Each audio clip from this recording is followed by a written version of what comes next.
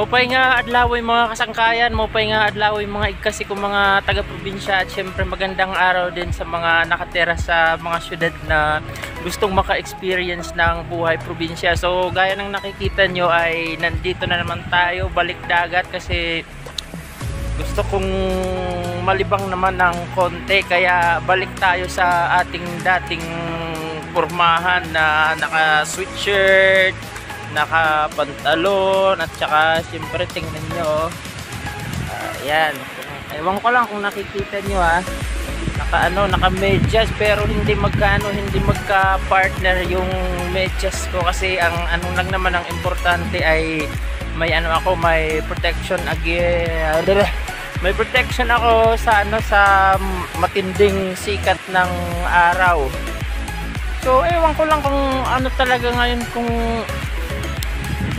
medyo nagtataka kami kasi dapat ngayon mababa yung tubig, kaya lang gaya ng nakikita namin masyado pang malalim ang tubig ngayon.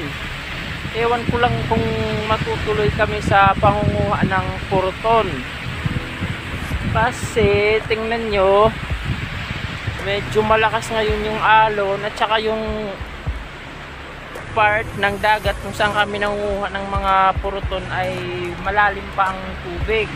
So dapat sa mga oras na to ay wala ng tubig yung may doon sa may Tatbukan. Pero sa ngayon, mag-aalauna na ng hapon ay malalim pa rin yung tubig, at saka napapansin namin walang masyadong tao ngayon dito sa dagat.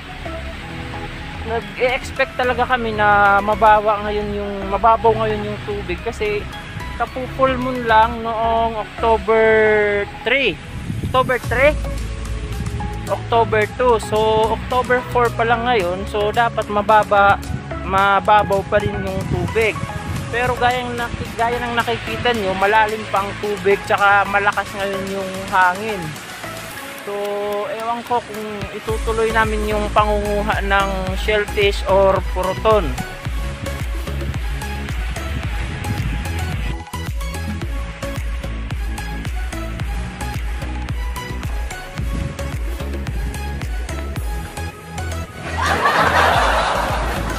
Ayan mga kasangkayan, tingnan nyo yung yung medyas ko.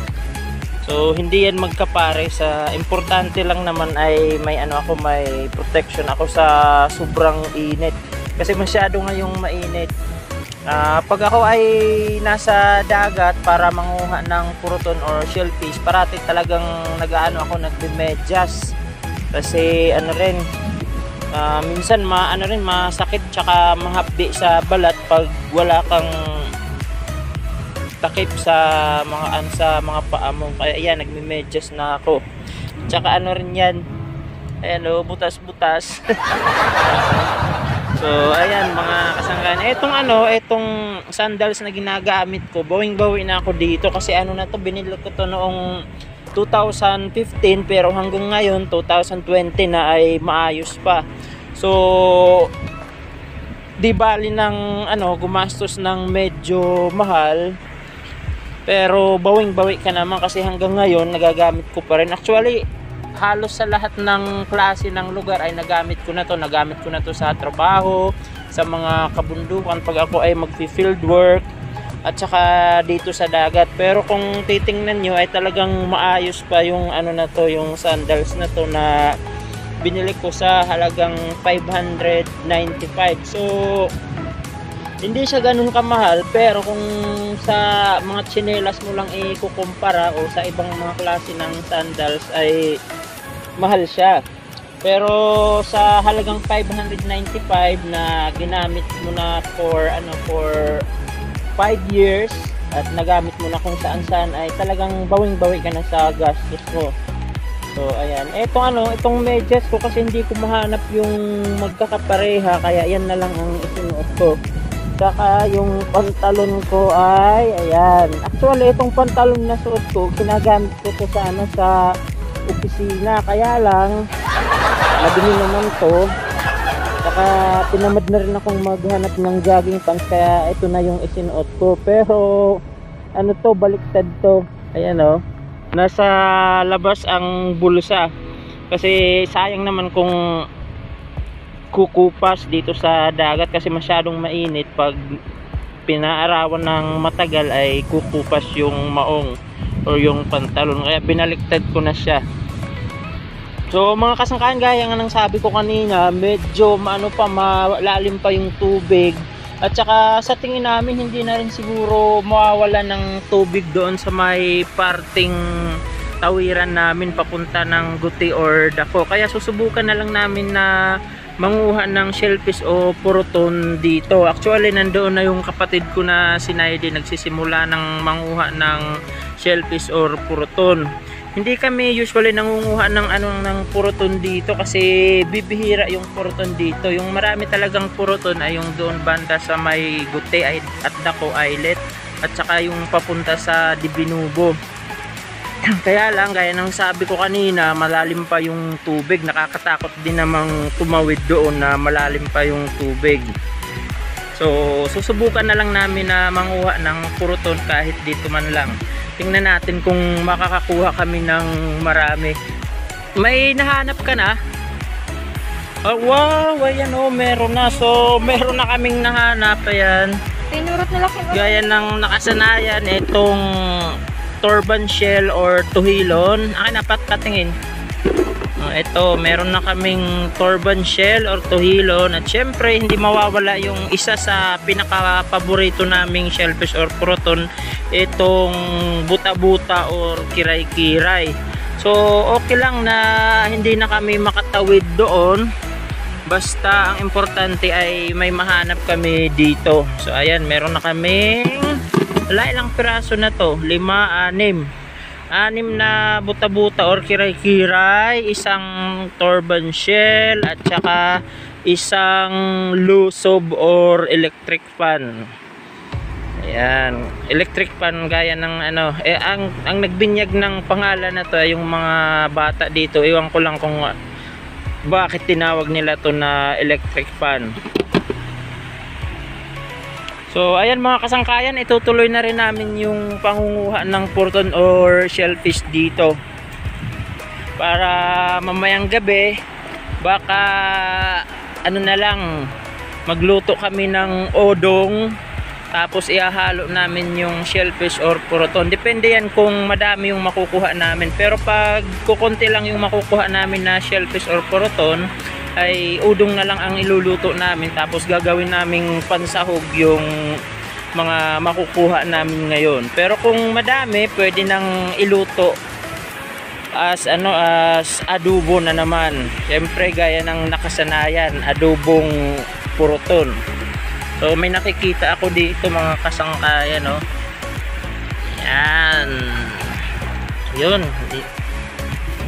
May tayo dito, may lato o sea grapes. Kaya lang naarawan na siya ng masyado, kaya hindi na ganun kaganda yung kulay.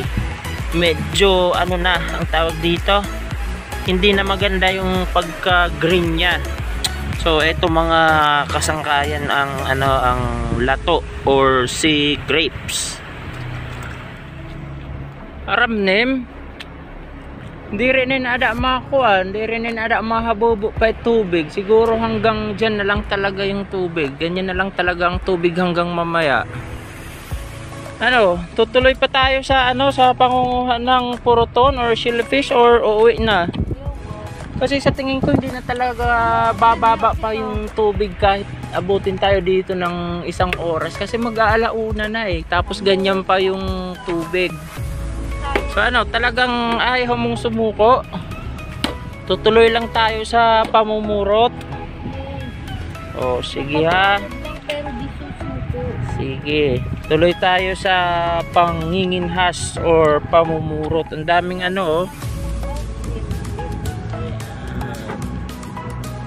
ayaw sumuko ng kapatid ko kasi sayang daw yung niya, yung outfit. Nag-effort daw siya sa outfit na yan. Tingnan nyo yung outfit niya.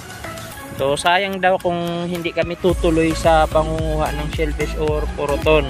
Kaya kahit hindi na kami makapunta hanggang doon, kahit hanggang dito na lang, ay talagang itutuloy pa rin namin yung ano.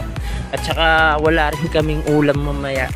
Kaya mas maganda na rin siguro na ituloy namin yung pangunguha. Meron ba? Ay, oo nga, no, may ano pa tayo, may isang ano, corn tuna. So meron pa pala kaming ulam mamaya, pero total nandito na rin naman kami. Kaya tuloy. So ang daming ano, oh. Daming sea urchin or tayom. So kung mapapansin yung mga kasangkayan, may mga tumatawid na ano, mga tao. Pero hindi yan mga mangingisda, mga taga ano yan, mga taga isla doon sa yan, mga taga Divinubo Island. Siguro walang masakyan, walang pump boat na naka-standby ngayon doon sa ano, sa aming port. Yung aming port ay nandoon banda. Siguro walang naka-standby ngayon na mga pump boat, kaya yon, may napipilitang tumawid sa ano, sa tubig. So maglalakad na lang sila papuntang Divinubo Island. Ayun yung Divinubo Island. So meron tayong nakikitang 5 ba or 6 na mga ano, na mga kabataan. So hindi yan mga mangingisda, mga ano yan. Siguro mga ano yan, mga high school students na pauwi ng Divinubo Island.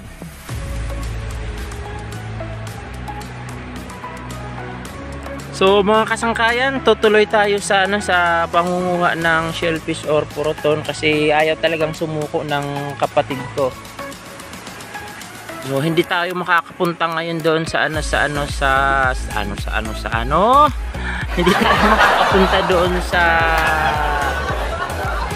Guti Islet, yung may ano, yung may structure na nakikita nyo pero yung walang vegetation, at saka sa Dako Islet, yung isang islet na may vegetation. Kasi kung sa ngayon pa lang ay umaabot na ng ano, hanggang bewang yung lalim ng tubig dito, hanggang mamaya talagang aabot yan ng lampas tao. So hindi rin maganda na magpumilit na tumawid ngayon papunta doon. So hanggang dito na lang kami.